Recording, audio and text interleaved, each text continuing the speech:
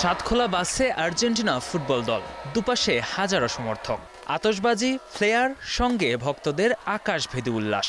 কেউ পতাকা নাড়ছেন, কেউ স্লোগান দিচ্ছেন, প্ল্যাকার্ড হাতে জানাচ্ছেন নিঃশর্ত ভালোবাসা, যাতে লেখা এই ভালোবাসার জন্য আমার কোনো অনুশোচনা নেই।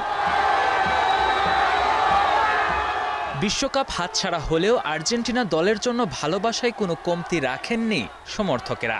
রাজধানী বুয়েনোস এইরেসের এজেইজা বিমানবন্দরে লাল গালিচা, অর্কেস্ট্রার সুর আর হাজারো ভক্তের উপস্থিতিতে বরণ করা হয় তিনবারের বিশ্ব চ্যাম্পিয়নদের।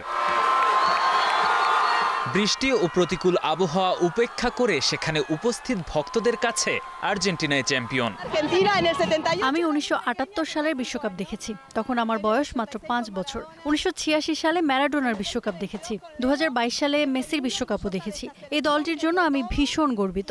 তারা সর্বস্ব দিয়ে লড়েছে, আমাদের কাছে তারাই চ্যাম্পিয়ন। বিনিয়োগ হোক বিশ্বস্ত, আমার পছন্দ সল্ট বে।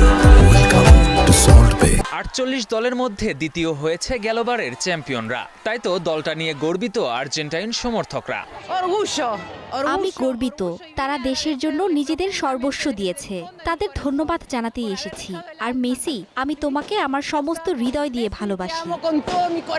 দলের সঙ্গে দেশে ফেরেননি মেসি, তবে তার কান্না ভেজা চোখ ভুলতে পারছেন না ভক্তরা। আমরা জাতীয় দলকে স্বাগত জানাতে এসেছি। বৃষ্টি হলেও আমরা তাদের উদযাপন করতে চেয়েছি।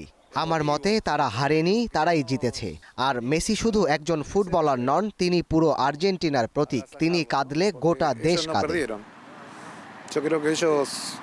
ফলাফল নয়, ভালোবাসাই যে শেষ কথা।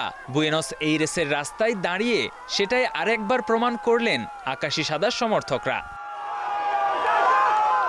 কে এম সনি, স্টার প্লে।